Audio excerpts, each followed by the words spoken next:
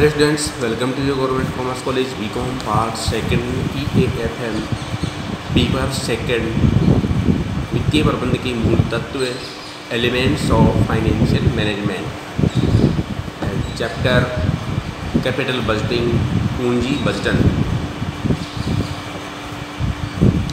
के बारे में अध्ययन करेंगे। आज हमारा जो टॉपिक है जो नया स्टार्ट हो रहा है वो है कैपिटल बजटिंग।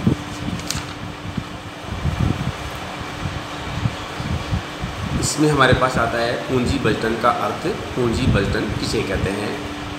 तो पूंजी बजटन का आशय वित्त के विभिन्न स्रोतों से पूंजी प्राप्त करने के लिए बजट बनाने से नहीं बल्कि वह एक विनियोजन निर्णय है। इसलिए कि पूंजी बजटन पूंजी के दीर्घकालीन नियोजन से संबंधित एक प्रक्रिया है जिसके अंतर्गत पूंजी विनियोग की भावी लाभोत्पादकता का अध्ययन करना, उसकी पूंजी लागत की गणना करके अर्जन और लागत की तुलना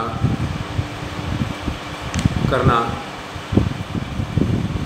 अंत में उस विनियोग के करने अथवा न करने के बारे में अंतिम निर्णय लेना सम्मिलित है। इस प्रकार पूंजी बजटन से तात्पर्य पूंजी व विकल्पों के उद्भव, मूल्यांकन, चयन तथा अनुवर्तन की संपूर्ण प्रक्रिया से है। इसके लिए प्रोफेसर इंद्र मोहन पांडे ने भी एक परिभाषा दी है जिनके अनुसार पूंजी बजटन निर्णय भावी लाभों के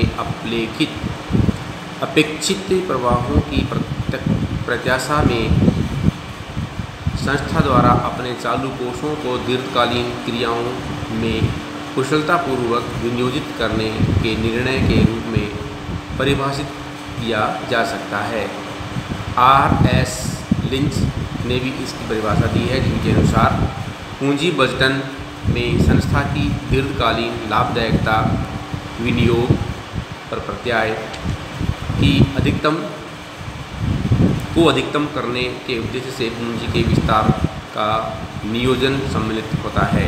तो ये हमारा पूंजी बजटन है। इसी के साथ साथ अब हमारे पास आता है नेक्स्ट में पूंजी बजटन की प्रकृति अथवा विशेषताएं, नेचर और फीचर्स ऑफ कैपिटल बजटिंग। तो पूंजी बजटन की अनेकों विशेषताएं हैं जिनमें सबसे पहले हमारे पास आता है दीर्घकालीन प्रभाव। संभवतः पूंजी व निर्णयों की सबसे महत्वपूर्ण विशेषता है इनका संस्था की भावी लाभदायकता और लागत संरचना पर प्रभाव है। वे संस्था की बुद्धि दर एवं दिशा को प्रभावित करते हैं।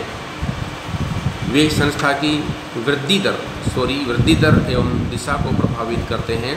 एक उचित निर्णय विस्मयकारी प्रभाव दे सकता है, जबकि गलत विनियोग निर्णय संस्था के अस्तित्व को ही खतरे में डाल सकता है। इसलिए यह कहा जा सकता है कि पूंजी व निर्णय के भाव संस्था के भाव को तय करते हैं। नंबर 2 आता है जोखिम से संबंध। कोषों के दीर्घकालीन विनियोजन में अनेक प्रकार की जोखिमें निहित होती हैं। एक, विनियोग प्रस्ताव के फलस्वरूप संस्था के औसत लाभों में तो वृद्धि होती है, किंतु साथ ही साथ अर्जनों में बार बार उच्चावचन भी होते हैं। ऐसा निरंतर शोध एवं तकनीकी विकास के कारण ग्राहकों की रुचि और फैशन में परिवर्तन की वजह से होता है। विनियोजन की अवधि जितनी लंबी होती है, जोखिम एवं अनिश्चितता उतनी ही अधिक उत्पन्न होती है। नंबर 3 आता है कोषों का वृत्ताकार। पूंजी व निर्णयों में स्थायी संपत्तियों की अवधि अथवा कुछ विशाल योजनाओं के क्रियान्वयन हेतु अधिक कोषों की आवश्यकता होती है। यह सर्वविदित है कि अधिकतम संस्थाएं ऐसे अधिक कोष उपलब्ध नहीं करा सकती है, क्योंकि उनके पूंजी साधन सीमित होते हैं। इसलिए यह आवश्यक है कि व्यर्थ पूंजी कोषों का विनियोगपूर्ण मूल्यांकन के बाद ही लाभप्रद योजनाओं में करना चाहिए। नंबर 4 आता है अप्रत्यावर्ती निर्णय। पूंजी बजटन निर्णय अप्रत्यावर्ती होते हैं तथा विनियोजित राशि वापस वसूल नहीं की जा सकती है। यह इस कारण है कि पुरानी पूंजी संपत्तियों के लिए न तो कोई बाजार होता है तथा न ही इन संपत्तियों को अन्य किसी लाभप्रद विकल्प में परिवर्तित किया जा सकता है। केवल एक ही उपाय है कि इनको गहरी हानि पर निस्तारण किया जा सकता है। नंबर 5 आता है सर्वाधिक कठिन निर्णय। पूंजी बटन या पूंजी निर्णय बहुत ही कठिन निर्णय होता है कि हमें कहाँ पे पूंजी विनियोग करनी है, कितनी पूंजी विनियोग करनी है, कहाँ से लानी है और कैसे विनियोग करनी है। तो ये बहुत ही कठिन निर्णय होता है। नंबर 6 है संस्था की प्रतिस्पर्धात्मक शक्ति पर प्रभाव। पूंजी बजट निर्णय संस्था के भावी लाभों एवं लागतों का निर्धारण करते हैं, जो कि अंततः संस्था की प्रतिस्पर्धात्मक शक्ति को प्रभावित करते हैं। उदाहरणार्थ, यदि कि एक संस्था अपने संयंत्र का आधुनिकीकरण करने के